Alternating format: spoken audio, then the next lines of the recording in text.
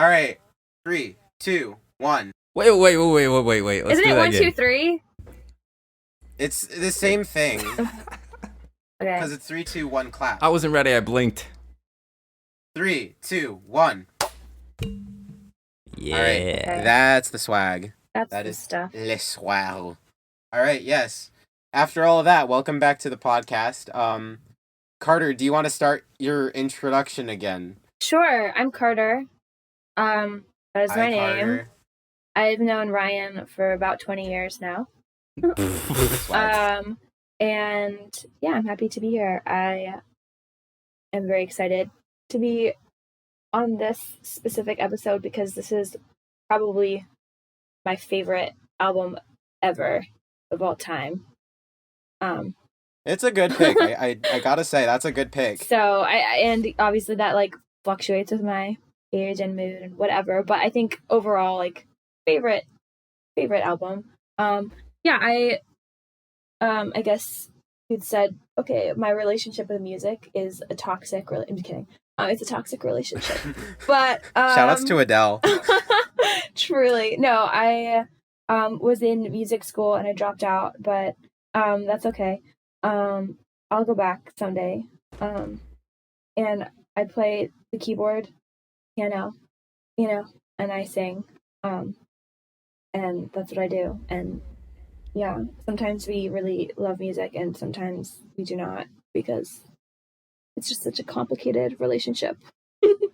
But yeah. Honestly. Felt. I'm happy to be here. Talk about this iconic piece of art. Yes. This album is freaking iconic. If there is like... So, also, let me just give you a little bit of background, Carter. So, we actually recorded an episode on this already. Yup. However, I was not using the right mic. Oh no. So, the audio was crap and unusable. Oh no. Well, I'm sorry that happened, So- but I'm also not sorry because haha. You're like... Here I am. You're like, well, let's go. So, it's like... This episode was gonna happen regardless of whether I picked the right mic or not that day. It was just meant to be, I guess. Yes. Frick yeah, man. I love So, today's album is Fleetwood Mac's Rumours. Do you want to tell us a little bit why you love the album as a whole? We're gonna get into the track by track, but what made you pick this album specifically? Yeah. Well, other than the fact that it's just like kind of perfect in every way, I think probably I am really drawn to the emotional vulnerability that is just like on display. I'm sure like we'll get into some of the drama surrounding the record. Oh man, yes. But I think just the fact that like so much just sheer chaos can be happening in a group of people's lives, and they just, instead of like just being sad and like crying in their rooms, they made this, and I'm just like, wow, like it could never be me. Like I'm just blown away by like like how do you be so sad and still make something so good? Like incredible. I'm a big fan Honestly. lyrically of this album, just like it's all poetry. I'm a big fan of the I know it was supposed to be their first kind of poppy sound, but they stuck with a lot of that folk rock stuff that I just absolutely gobble up. And so because that's kind of my favorite subgenre, I love this album. Yeah. Yeah, no, definitely. I love, like you said, the sheer amount of chaos just surrounding this album. Where I know this is a detail Malachi brought up the first time we recorded this, but that the band members couldn't sit in the same room together and record at the same time. They had to like record their parts all separately because of how much they hated each other's guts. Yes. Yeah, tons of overdubbing. Yes. They spent no time together outside of the studio during this time period. Wild. Which is funny because there's a whole big drama right now. The day that we're recording this, there was just another big, Lindsay Stevie drama in the news. Not, like several decades after all this is happening. It just never ends. Fleetwood Mac drama never ends. It will never end. Rumours is iconic and the drama never ends. The stands are just like, oh my gosh, the tea is back. Yeah, like they're in their 70s now. Like, why are we still talking about this? It's not like they're 20-year-olds. Like, get over yourself. But yeah, I think like that, and just like as we get into each song, well, I'm sure we can dive into it more. But yeah, the tea was hot, and they really made something out of it, which is sick. Yeah, so sick. I love this album. Like, this is up there. It's not a top 10 album for me, but because I've listened to a lot of music, but it's a very, very, very good album. It's way up there for me. Yeah, you have any thoughts on the album as a whole, Malachi, before we jump into the track by track? Yeah, I mean, pre-podcast, the most experience I had with this album was probably being in friend's dad's car, or like the hit singles, or even just Guitar Center. Mm-hmm. But like, yeah, it's really good. Yeah, that's my take. Yeah. It's really good. It's a good album, that certainly it is. But let's Super start good. off with the first track, Secondhand News. I love this track. Yes. You will hear me say that about pretty much every single track on this album. There's one exception, but we'll wait until we get to that. I wonder if it's the same. I have one I don't like too. So I wonder if we have the same one that we don't like. It might very well be. Malachi and I agreed on which track we didn't like last time too. Yeah. So I think there's like, okay, but Secondhand News. So I really like the way that it opens up the album. I like this it starts off this kind of theme of, instead of putting the guitar solo as sort of a bridge, they put it as an outro to the song. Like, you just kind of hear that a lot throughout the album. And I don't know, like, I just love this song because it's just like, okay, like, it's got like beautiful harmonies, sad lyrics, and I also like the little harmonics that he does on the guitar. So cool. Truly.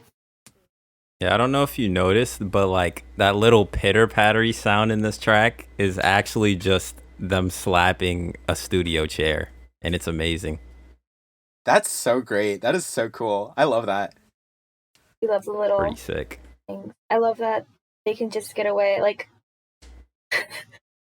wait, this always cracks me up. That he's just like doing like guitar sounds with his mouth, like. And you know, like, yeah, like not every band can get away with that. You know what I mean? But like, yeah, it's Fleetwood Mac, so they can just make guitar sounds with their mouths, and we'll eat it up. You know what I mean? Like, I feel like Fleetwood Mac fans and Radiohead fans are in a similar boat. I mean, like, yeah, it's just it's just like Tom York says anything and fans just eat it alive. Yeah, that's a Radiohead reference. Shoutouts to the first reference of this episode not being a Pink Floyd reference. Good job, Ryan. Now it is a Pink Floyd reference. Growth, but personal growth. We've moved a few decades ahead, and now we're not stuck in the 70s anymore. Now we're stuck in the 90s. Let's go. Oh God, this Secondhand News, it really embodies that like folky, like, I mean, it was influenced by Irish folk music, Celtic, and so it's got that very like, I'm going to do a little like jig to this song, you know what I mean? And also it's like sad and emotional, but it still sounds kind of happy, confusing, and I love it. It's crazy to me how they play with my emotions so much on this album. Like, they'll have a super slow song that's about something happy, and then like a super upbeat song that when you're listening to the lyrics, you're like, wait, this is actually kind of heartbreaking. Yes. They really play with you. They really do. But yeah, I just think it's just a great intro track, you know? Like, I don't, like, it's definitely not my favorite song in the album because it's just, like, an album full of bangers, but it's just, like, a great way to start off the album, it sets the tone of like just kind of the entirety of the drama of the album, as it were. It sets it up on such a strong tone, and despite the fact of how much they don't like each other, the band has such good synergy. Like Stevie and Lindsay have some of the greatest like matching vocals out of any non-related people like ever. Period. And it's just so good, and like this is just a great intro to that. And then we get into after that, unless you had any more thoughts on this one, Malachi, we can hop on over to Dreams. Bro, this one is just ear candy. It's tasty. It's so tasty. Yeah, I freaking love this one, man. This one has some of my favorite lyrics, some of my favorite approaches to just kind of overall the way that it's written. I like I've been working on doing more songwriting as of late, and just like the fluidity of the songwriting of this has always stuck out to me, where it's like you kind of don't really have like it divided into just lines per se, but it just kind of like everything just so fluidly carries along. And also there's like some of the most heartbreaking lyrics. Like, I really like this line, dreams of loneliness like a heartbeat drive you mad. Like in the stillness of remembering what you had. I love that. Bro, talk about poetry. Like, this whole hook about like thunder only happens when it's raining, which I don't think it does, but like... That's actually a running joke in the fan base. It's just like so good. Players only love you when they're playing, like... You know? So swag. So it's so good. It's so good. Like this song feels like it's like it feels cliche, but it feels like the kind of use of it that feels like it's set the cliche, you know? Like it doesn't feel like it feels like it's the reason that the cliche invented exists, you know? The cliche. The cliche exists because of this song. Yeah. It's if this album is one of my favorite albums of all time, this song is probably in my top 3 favorite songs of all time, which it sounds cliche, but I don't care because it's so good. You know? Yeah. It's so hypnotic. Like, I could listen to that beat forever. Like, it's literally... Like, if they kept going with that beat and, like, put the harmonies for, like, a good hour, I would listen to the whole thing. Yeah. You just be like, no thoughts, head empty, Fleetwood Mac only. Yeah. It's hypnotic. She wrote it in one sitting. She did. Wow. She recorded it once, and they tried to get her to do it again because some of the snares bled through into her vocals. But they couldn't. The first time was just so perfect that they didn't care about the recording quality, because she just couldn't even beat it. Like, what we hear when we listen, like, her first sit down, we're doing this. It doesn't get better, you know? Yeah, that's crazy. And I heard... It, like, kind of shows, like, the pure emotion of the moment, you know? Like, she sat down, she wrote it in one sitting, as you said, and it's just like, wow, like, she went, okay, like, this is the song, and this is how I feel. All right, the moment has passed. I can't record this any better. No. For real. And I heard the second one, too. I heard Take 2 on the deluxe, and it's good, but it's not, like, radio banger good, you know? Like, it's stripped down. Like, I don't think it has drums, and it just doesn't have the same feel, you know? Yeah. It's not the same. It's there's a lot of like talk on like, you know, Stevie practicing magic, whatever. This is magic to me. Like, her lyrics and her voice in this song, you feel like you're entering a trance. You know what I mean? It's like you're just being transported into a different space in time, and it's just like everything that she was feeling in that moment, like, you also you're feeling it too, you know? Yeah, definitely if this was like a dialogue about their tumultuous relationships, this would definitely be like Stevie's side.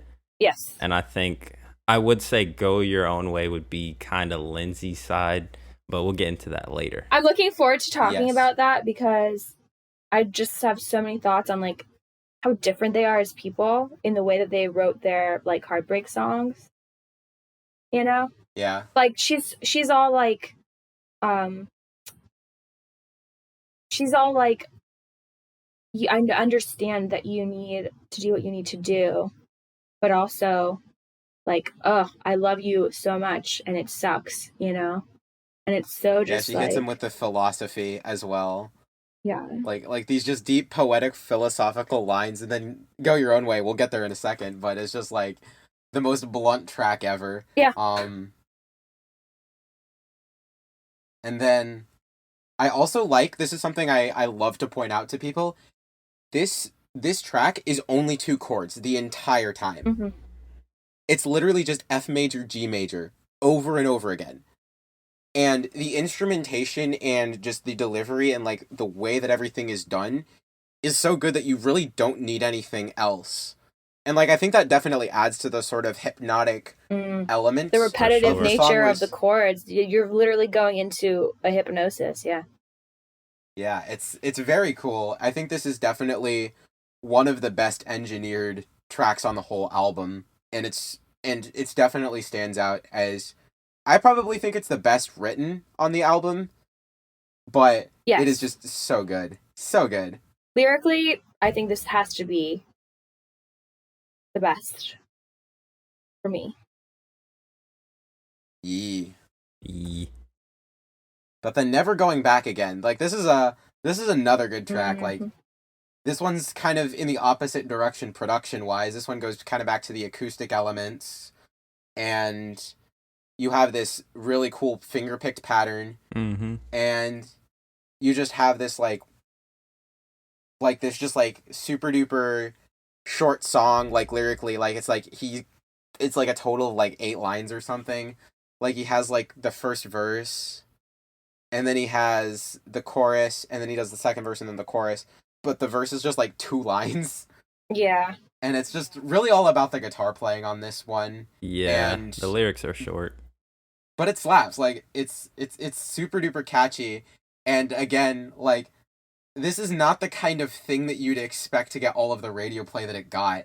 It defies everything, like all of the standards of like, okay, this is what a pop song is, right? You got to have verse into a chorus that's decently long but super catchy. But like this is like, nope, you just have this guitar part that we're going to play a few times through, and then we have this verse that's like 2 lines, and then we have this chorus that's like been down 1 time, been down 2 times, never going back again, and then you're done, and then that's it. And it's super sparse. Like, I know I love to use that word on this podcast, sparse, but I feel like that definitely applies to this. Sparse. I feel like if there's ever a time to use the word sparse, this would be the appropriate time. So good job. Thank you. All right, this is another one of my this makes no sense moments. But like the thing that I envision on this track, right? So picture you're on a farm, right? And like you walk into the barn, and you remember Mickey Mouse Clubhouse, right? I surely do. You remember Goofy's dance, bro? Like the goated, just like that hot dog dance. Yo, my man grooving. Diggity dog. Bro, he's hitting that so hard to this song. And then like there's 1 second where the harmonies come in for like 1 second, and it feels like an African safari. So then I feel I like love that spot right there, where Goofy like gets on this lion, right? And he's just like da, da, da, da, da, and then he goes back to the farm and does the hot dog dance. You know? That's how you feel about this song? This is where my head went. Yeah, it's where my head goes every time I listen to it. As you do. That's a great picture. That is a great picture. I really picture. like that visual a lot. Yeah, same. It's just perfect. Like, it's not what I would have paired to it, but I'm just like, oh, that makes sense. He's just bouncing. It's you know? good. He just vibing. Something I just like thought about just now is how like some of the picking in this song kind of sounds like their mouth guitars in Secondhand News, like a little bit. You know what I mean? Like the bow bow. Like the cadence or whatever. Yeah, like it just has like, but like yes. Does that make sense at all? Definitely, like that could definitely be like a stylistic thing. Dum dum da da dum is like the secondhand. Sorry, not is the Never Going Back Again, and then Secondhand News is all like, bow, bow, bow, bow, you know, like it just has like it just fits. It like kind of weaved its way in a little bit. You know what I mean? Just makes sense. That's an interesting thought. I have to go back and listen to that and listen for it. I'm gonna go back and listen to confirm, but like the way the pitch sounds in my head, I'm like, huh. I like it. I mean, considering that this is one of your favorite albums of all time, I'd assume you know it pretty well. I kind of do. Just a little. Just a little. Just perhaps a little. But yeah, I think it's cool because you kind of get for these first 3 tracks, you get like a Lindsay song, and then you get a Stevie song, and then you get a Lindsay song, and then now we get a Christine Now McVie we got song. a Chris song. One of my favorite things, like on the most recent listen, that I really love is I love that you have this kind of constant drama between Stevie and Lindsay. And then it just switches. Have, like, Christine is just like kind of vibing the whole time. Like she's well, just that's because she was the perpetrator. She's allowed to vibe. She doesn't have anything to be super sad about. Yeah. So she just records "Don't Stop," which is just like everything up to this point is just super sad, and then you get this super duper optimistic song about you shouldn't dwell on the past too much. You should just kind of go forward, and this song is just a jam. Like, I don't have much to say about it. Like, I have a lot of nostalgia for it. Like, I remember there was like a summer camp video that used this song in like the video compilation at the end of the week, and I was just like, yo, so I associate this song to that. But yeah, it's just kind of a jam. Like, I just like this track. Like, I don't really have much to say about the contents of the lyrics other than there's wisdom in not looking back. For sure. Yeah, I definitely get a bluesy vibe with the boom, ba boom, ba boom pattern, and like the 1, 4, and 5 chords. You know, they give me that bluesy vibe. Blues. True. Blues. I sing this song a lot on my way home from work after I've had a really rough day. I just kind of crank it up. That's wholesome. Even when I'm not, it's one of those songs I put on when I'm like, I'm in a not good mood, but I want to try to get into a good mood. So I'm gonna just fake it till I make it and bump it to this song. You know? As opposed to like when you're not in a good mood and you want to be in an even worse mood. That's when I listen to Radiohead. True. You know? Yes. Radiohead is the new Pink Floyd, confirmed. But no, stop. They each have their own special. I think that was a jump. I'm not ready to make that jump. I have one other thing to say about this, which I sort of screamed at the beginning, but like, I love this song, but also want to point out that like, in the back of my head, I'm kind of like, it's easy for you to say like everything's gonna be fine because you're the one that's like having the affair and like leaving your husband, but then she's telling everyone like, oh, but it's fine. It's kind of gaslighting to me. You know what I mean? That's crazy, bro. That's interesting. I don't know. I'm probably overthinking it, but like in my mind, I'm like, I wouldn't want the one person in this situation who's like having her cake and eating it too to tell me like everything is fine, you guys. You know what I mean? That's a good point though, because like if you considered an album like a conversation, like say first track they're talking about something like this relationship, Dreams they're talking about oh my gosh like and then never going back, I'm jamming, but then Don't Stop is just like, you know, guys, like you got to look forward. Yeah. I think about the Shrek meme where it's just like Fiona and Shrek and somebody else arguing, and then Donkey just comes out of nowhere. That's exactly what this song is. That's literally this track. Wait, yes. Because right after we get back into the drama, so it's just like, we're not listening to you right now. Yeah. I mean, it's a bop of a track. I'm not complaining. Like, it's a good track. It's so but good. it's definitely like, oh, this is a little bit like out of left field. But it's so fitting for the situation because, like, she's like, obviously, as we find out later, she's still heartbroken about the fact that she fell out of love with her husband, but also she's the only one that's, like, already, like, happily with another person at this point. You know what I mean? So it's kind of like, no one wants to hear from you right now, Christine. Like, yeah, stop being happy. We're trying to be sad. Yeah. This is supposed to be a sad boy album. Yeah. What are you doing bringing this optimism Take in your here? Get it positivity out. and go somewhere else.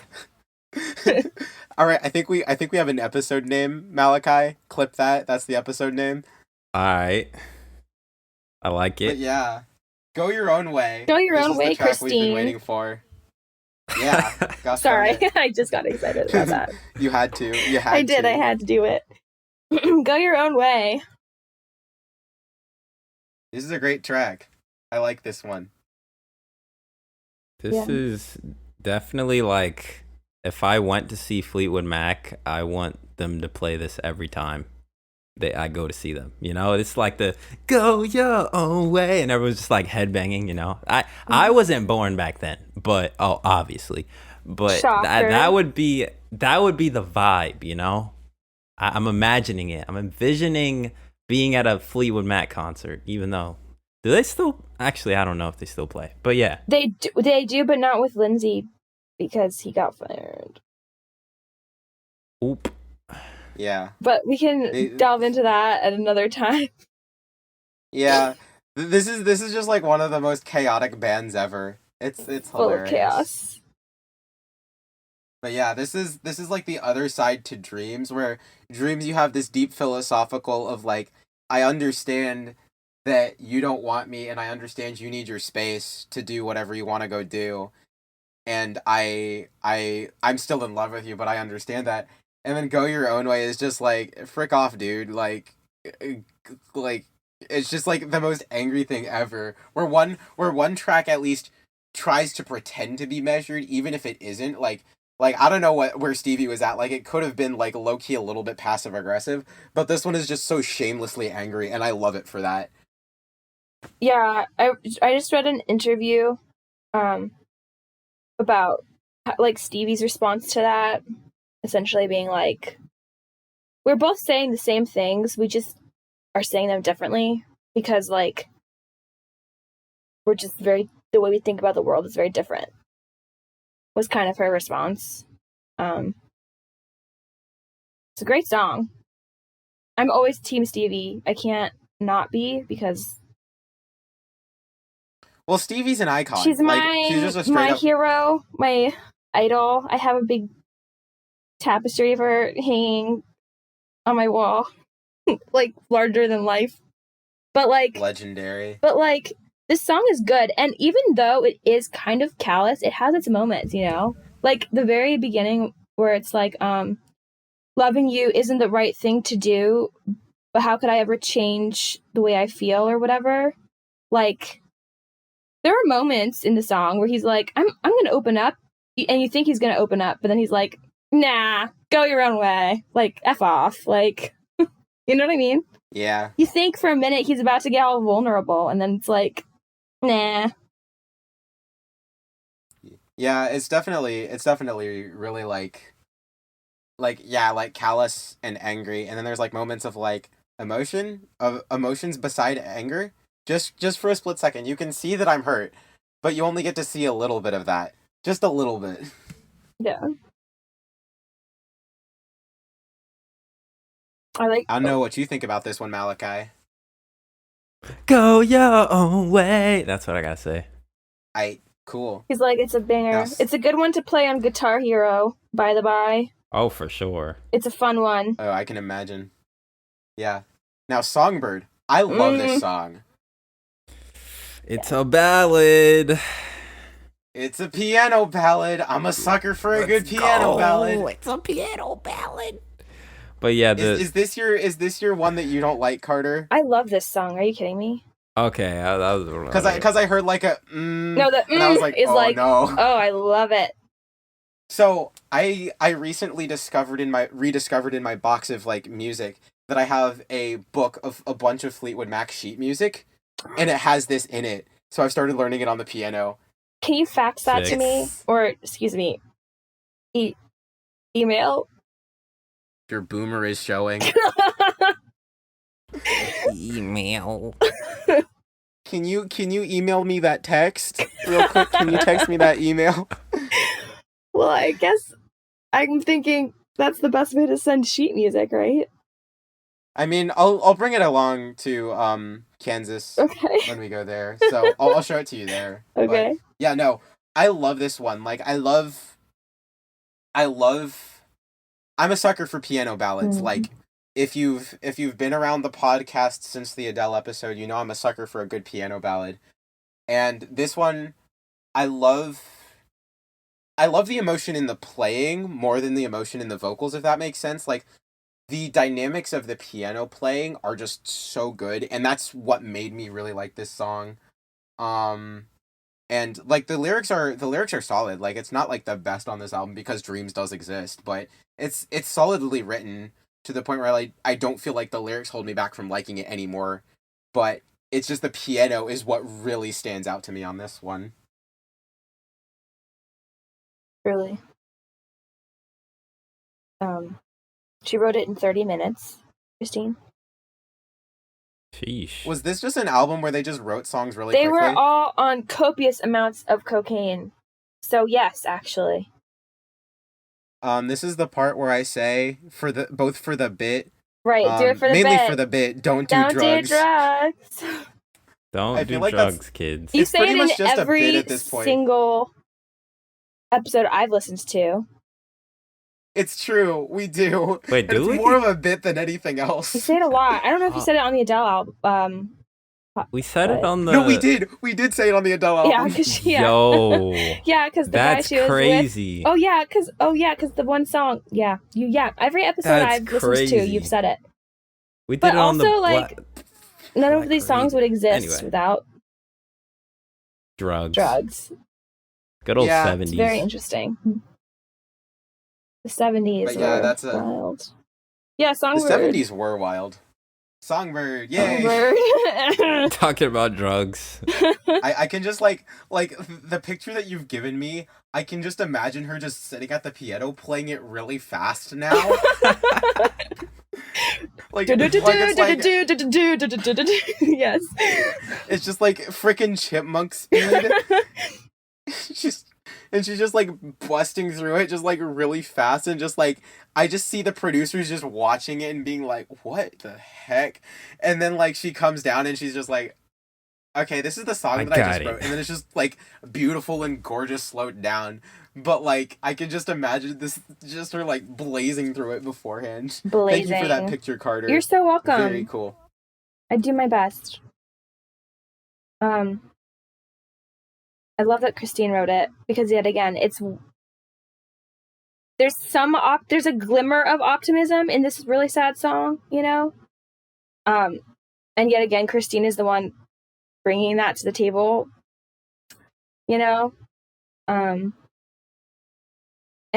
it's so vulnerable. I think it's probably, I feel like it's one of the more wholesome songs on that album. You know what I mean? Oh, for I sure. definitely Like, do. it's a- Like I feel like this is like the love song that like I'm very like picky about what love songs I would feel right dedicating to people. Like if it's like I dedicate this one to my girlfriend.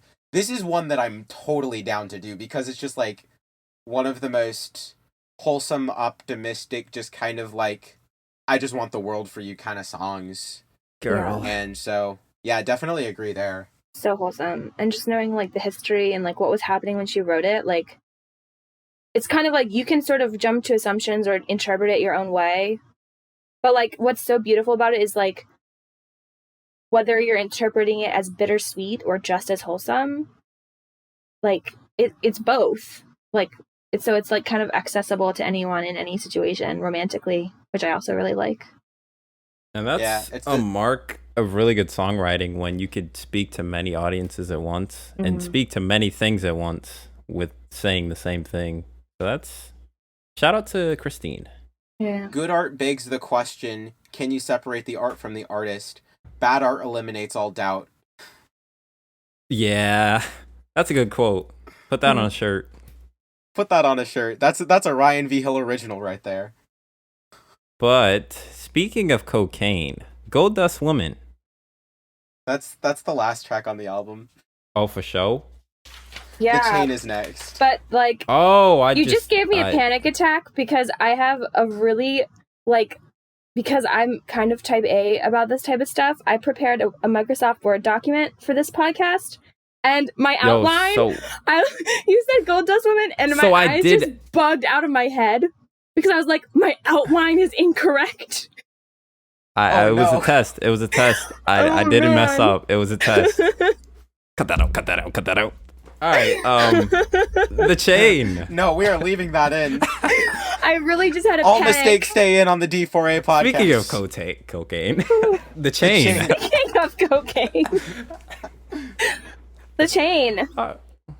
So this is where I feel like the acoustic and electric ideas of the band meet, like the traditional kind of folk elements meet like the kind of really pumping electric guitars of the music that they were working their way into. As this song feels like very much sort of speaks to 70s rock as a whole.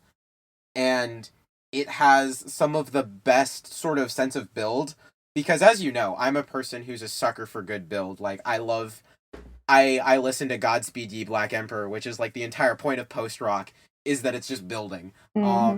But I love the way that it builds through the chorus as opposed to the chorus being the big climax, where it just kind of starts out like, yeah, the first note of the chorus is intense, but it just keeps growing, and it feels like it kind of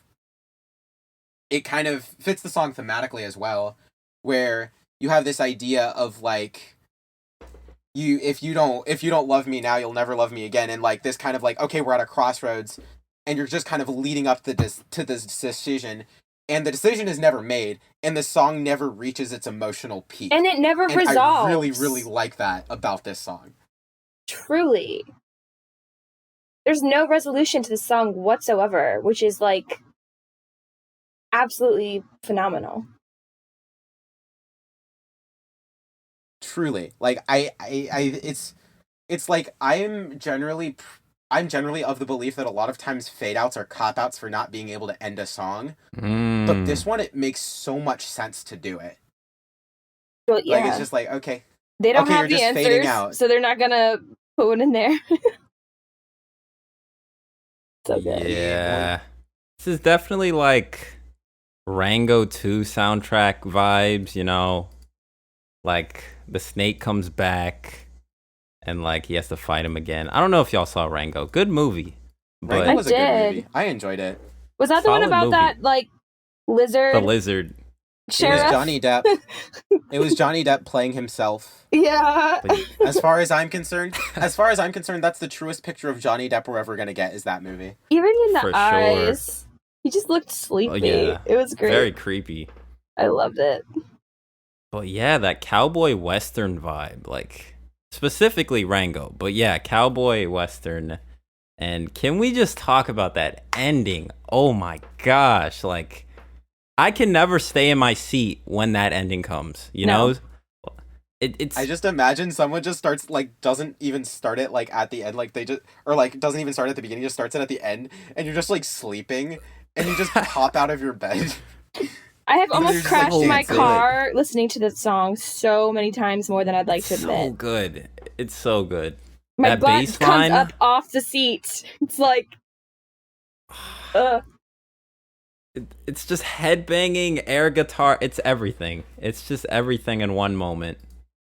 The harmonies. Yeah. Can we talk about the harmonies? Like just leading into the song, like the first, like just the first like vocal harmony in the song. I get chills just from the first line. It's just like their chemistry is so like profound. Even like you were saying earlier, I don't remember which one of you was saying it, but even amidst all of this chaos and drama and like their chemistry is still like, I mean, unbeatable. Yes, it is truly one of my favorite like vocal pairs like out there. I love the way that their vocals meld together. There's another band out there. Well, we might eventually cover a Dirt Poor Robins album at some point on this podcast, but I love their vocal chemistry too. But yeah, this one's very good. Is I this the wouldn't exactly certified call thick it though? I don't know if it's exactly a groove. Like there's That's other true. songs that make me want to dance more than this one. Like this one's just like head banging, like very intense. Well, I'll But have to is think it a about it. groove? it's hard Is it because a groove? I was thinking about that decision for this album, and it actually gave me some anxiety because like It's hard. it's hard, and I do feel like for me like there's different tones to this album, which makes sense because there's a lot of different like you go through a lot of different types of emotions when you're experiencing heartbreak, you know? And so like I feel like for me, like for example, Dreams would be like certified pick for like, you know, the sad part of heartbreak. But this song would be like for the frustration, you know what I mean? Like it's just Right. like it's so hard to make a decision because they're all catering to different stages of grief, you know? Get Carter to say certified thick with an earnestness in her voice. Check. I'm sorry, I got Certified excited. thick. Certified thick. Like Thick. Yeah. Frick yeah. All right. Well, I think we're done with this track. Yeah, this track is good. I love this track. This track's good. You make loving fun. Yeah, this one's another Christine McVie donkey from Shrek moment on the album. yes. Oh, for sure. I like this one. This one just kind of bops. We get the Like, I don't- clav. It's a relief. Oh yeah, for this one. This one does one of the things that I really, really love in music is the difference between closed and open music, where you have this kind of like closed, kind of like funky verse chorus or whatever, and then it opens up into the bridge or whatever it is, where she goes into the if you believe in miracles, that part right there. The instrumentation just opens up. You have all of these like longer notes on all the instruments. If you're a veteran of the podcast, you know what I mean by open music. Yes. And it's just Mhm. so open, and it kind of is highlighted in the lyrics when she's talking about the idea of miracles and magic and just sort of these ethereal ideas. And then for the parts where everything is closed, she's talking about the very, very concrete things of like, oh yeah, like you're a chill person, you make loving fun, all that good jazz. But then like, I like the way that this album does that very well, like contrasting lyrics with the emotional mood of the music surrounding it. And that's another reason I love this album. This album's so good. Truly. That guitar solo was singing at the end. And that's the thing, like, the guitar solos aren't doing that much, but kind of like with Continuum, they play the right things, you know? It just hits the right feel at the right moment.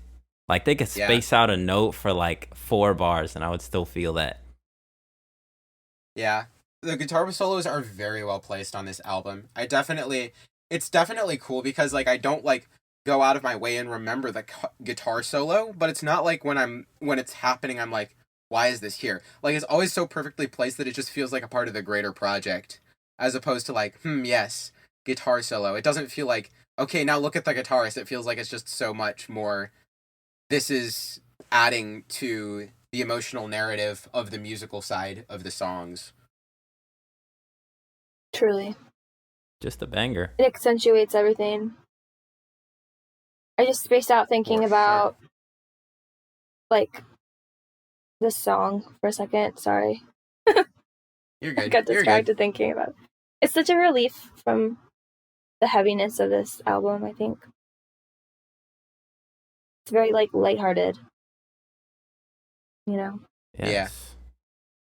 And Yes. again, like I love the just the spectrum of moods you get on this album to like sad, at peace, angry, anxious, happy, like all of these different things, and you just get kind of this like this feels like a very like it feels like you can catch there's like a song for pretty much every mood in life on this album. Some Which is have another reason several. it's just so Really? timeless. Yeah. But yeah, we're gonna get to my favorite track on the album. This is my favorite track on the album. This one's so good. I Don't Want to Know. You like I this love this song? I freaking love this song.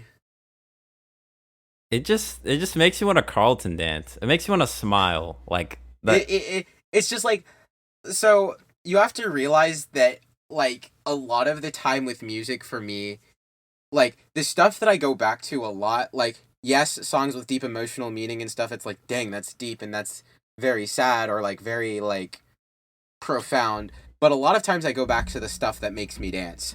And this is very much an example of that where I freaking love this song for that reason. Like, yeah, lyrically it might not be the best on the album, but it's just kind of like this. It's literally the opposite for me.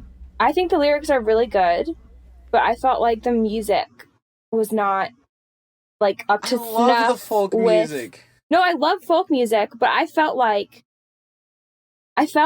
compared to some of the other songs on this album, it wasn't as like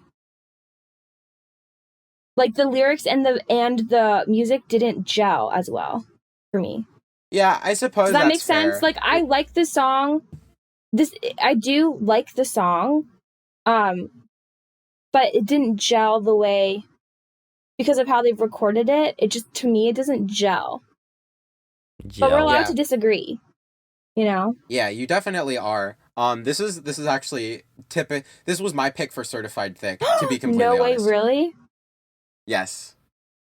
I love this song. To it again, like, so I can maybe. So this is also the earliest written song on the album, if I recall correctly. It is. Like, she wrote it with Lindsay before they actually joined the band.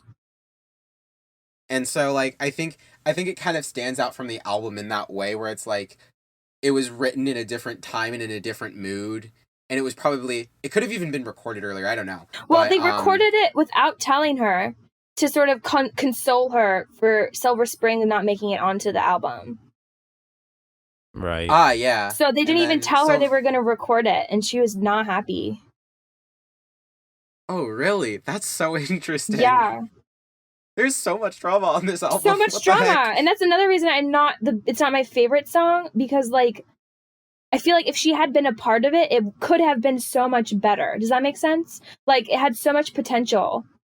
Mm-hmm. Had she actually, like, been allowed to be more a part of it, you know? Yeah. But also, I will say that when I thought Silver Spring was on the album, I was like, yeah, this song's lackluster, and then I found out, oh wait, no, they just added it to, like, deluxe versions, like, 1980 going forward, and I was like, oh, well, that makes sense. Yeah. Like, it's like, not that Silver Spring is an inherently, like, terrible song, but it's just, like, it doesn't really live up to the rest of the album. Well, it was too long. They couldn't fit it on the actual vinyls. That's why they cut it. Oh, yeah, that makes sense. That makes sense. Shout out to the digital age when you don't have to worry about that. But, yeah, no, this is my pick for Certified Thicc because, I don't know, like, it just makes me want to dance, and I, for one, really like the way that the music is recorded. Like, it's like, it feels like, the visual that I get is just kind of like standing in a barn with all the boys. like, just like all your family, like, everyone's just there, and they're just kind of dancing and, like, celebrating, and it doesn't matter what you're celebrating, you're just kind of vibing. Me and the cows. And there's copious amounts of cows. I thought you were going to say cocaine. You got to have cows. Cows and cocaine. Maybe not that. Not for your party, perhaps. But for this album. True. Cows and cocaine. I mean, but don't do drugs, kids. But don't do drugs, kids. Yeah, don't do it. The bit. Don't do drugs. For every time you don't do drugs, you commit one bit. Good job. Ah, yes. What? That hurt my brain. Anyway, on to the next track. Well, this is my pick for the song that I don't like on the album. Yeah. I'm not surprised. To be honest, I get it. I think it's probably just the word daddy just kind of, it weirds me out when used within a romantic or sexual sense. No. Right, like, but that's the point. Is it's supposed to make you uncomfortable.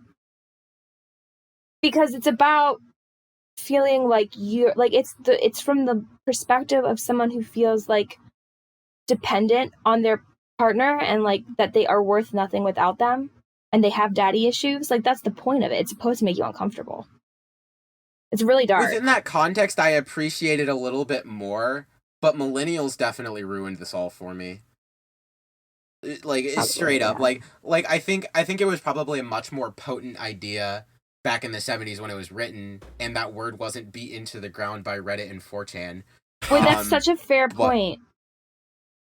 Because I feel like at this time, that probably wasn't like when the song was written. It probably wasn't like a very common like term in that way. Yeah. Term. It's a very dark song. Like except for your father.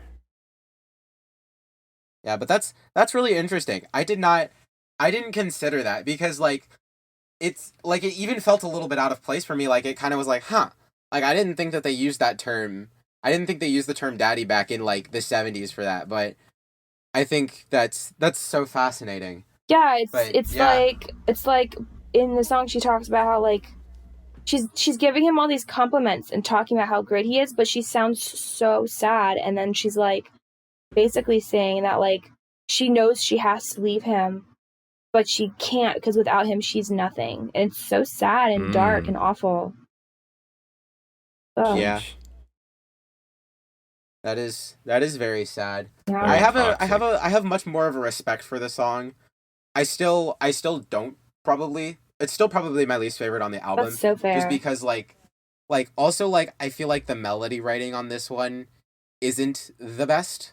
Like as far as like the melody isn't the most catchy thing ever, but you have like you realize the album that this is on, where you have Don't Stop, you have Dreams, you have I Don't Want to Know, like all of these really, really catchy, really super duper melodic songs that are just like blow your mind with how catchy like I can so easily get any one of these songs stuck in my head. It's the perfect pop album. Like this might be my favorite just straight pop album. I don't know. I mean, there's a reason it stayed being played on the radio for like decades and still is. And there's a reason that it's like this album cover is up there with Abbey Road and Dark Side of the Moon as like ones that you see just freaking everywhere. Oh, for sure. So good. It's so good. I knew the album cover before I even listened to them. Yeah. You know that's the sign of an iconic band right there. For real. I think like one of those. Oh, go ahead. No, you go ahead. I talk a lot. I was just gonna say one of those Pink Floyd moments. It was gonna be dumb. Oh yeah. But no, you're right. No, we need the Pink Floyd reference. Bring back the Pink Floyd reference. We need it. Yes. So, yeah, Pink Floyd.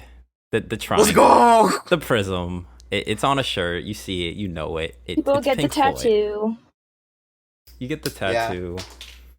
Yeah. I love the question. The question of the like, if you see, this is another one of those where it's like, if someone has a shirt of it, you never know if they actually listen to the album or not. They probably don't.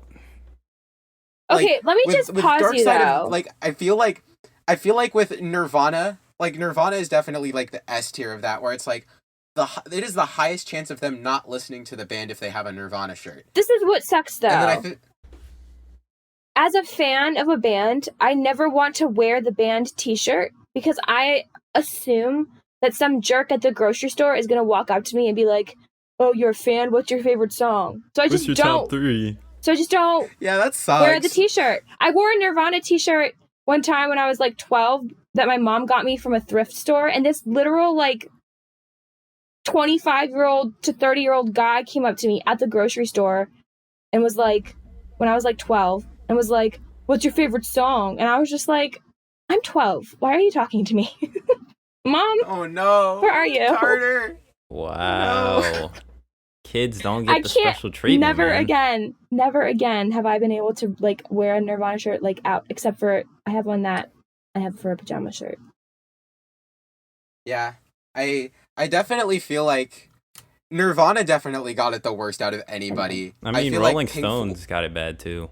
True. Yeah, but The also tongue. Rolling Stones doesn't really have the same, like, people are aware that Rolling Stones are big, but I feel like they're more big within like the popular field than like it's like I feel like Nirvana fans are especially pretentious, but people who listen to the Rolling Stones aren't nearly so much as far as I'm aware. I mean, I wouldn't know. I listen to Nirvana. Do you think I'm pretentious? Mhm. I mean, Am I pretentious? I would never. I was just gonna say that I am very pretentious, Oh. so So we're not pretentious shaming.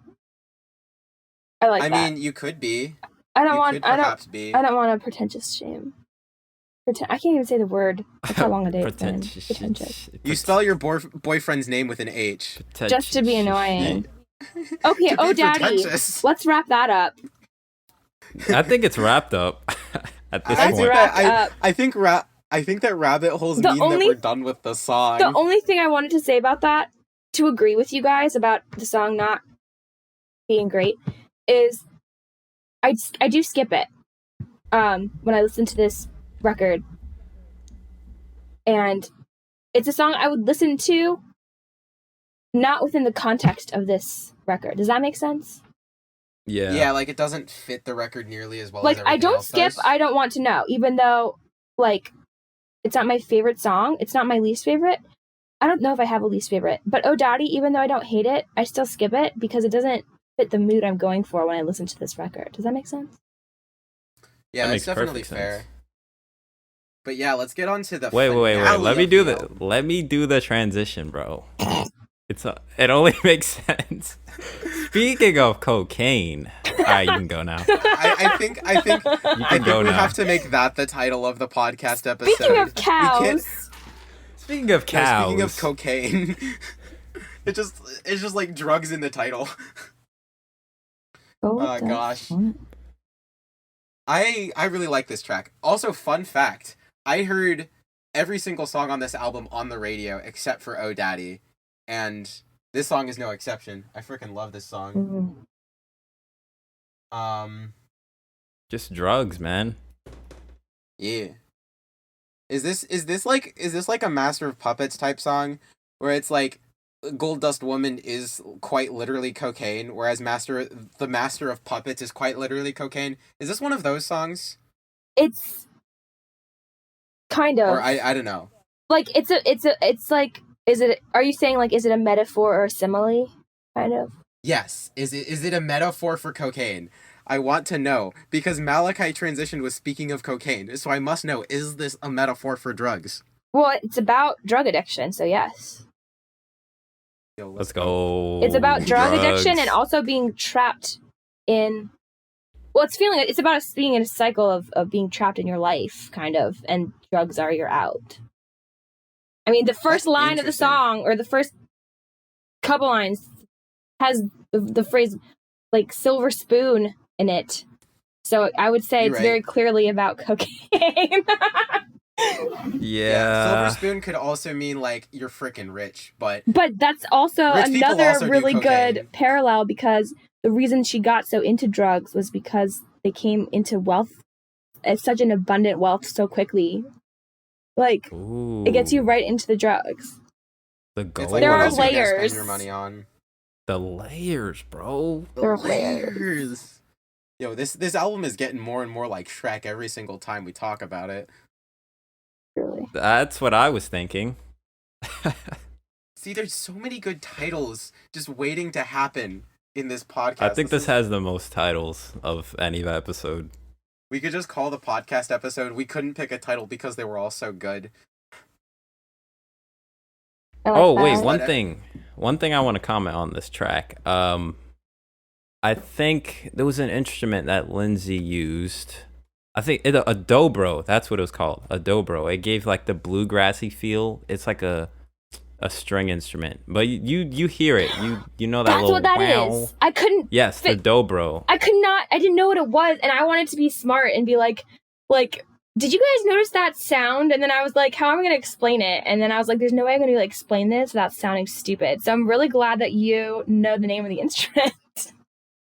Malachi's got you, fam. I like- got you. It's like that. You know what I mean? Yeah, the you know. Yeah. Yes.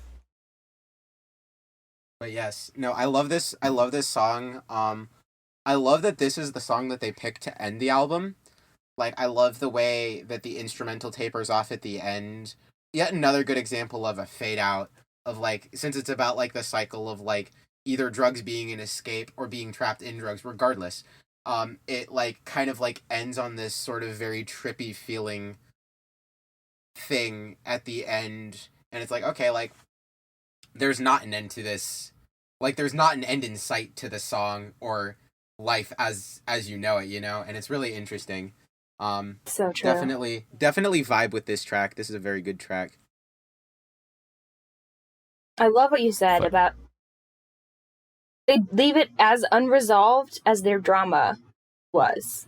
It's like, sheesh. You know, they were like, yeah, and this is how we feel, and we have no clear answers for any of you, so enjoy. Yeah, very cycle based. Like, you could just keep playing it over and over. It would be like a returning conflict. Stuck you know in what that else you trip can play loop. over and over? You know what else loops perfectly? Oh my gosh. Don't say it. Don't say it. Don't say it. Are we about to have another Dark Pink Side Floyd of the reference? Moon? Yep. Should've known. Does loop Sorry, perfectly. I had to do it. I had to do it. It literally was the perfect setup. I'm not mad at it. It was the perfect setup. But yeah, no, this is just like, yeah, like you said, like this is just it ends unresolved as the band members felt probably recording this album, and it caps off a very vulnerable album. Not in the sense that you really typically think about it, because it's just like a lot of love songs or like torch songs or whatever. But it's still incredibly, like, it's very vulnerable into the psyche of the band as a whole. And that's something you don't often see. Like, you don't often get a chance to see how an entire band is feeling. Like, with Rivers Cuomo and Weezer, like, you'll have him write, you have his magnum opus Pinkerton, where it's just like, okay, this is just how this one guy was feeling, but the band members are playing on it. Or you have The Wall by Pink Floyd. That wasn't supposed to be a Pink Floyd reference, gosh dang it, no. But with The Wall by Pink Floyd, it's just Roger Waters. Yeah. But this is just an examination of all of what was going on with the entire band. And it's so interesting because, like, you get all of these different viewpoints, and it could have been so chaotic and it could have been so broken of a record. And it just comes together in such a perfect way. And I love it for that, you know? I hate this. I hate when people say this, but I'm going to say it anyway.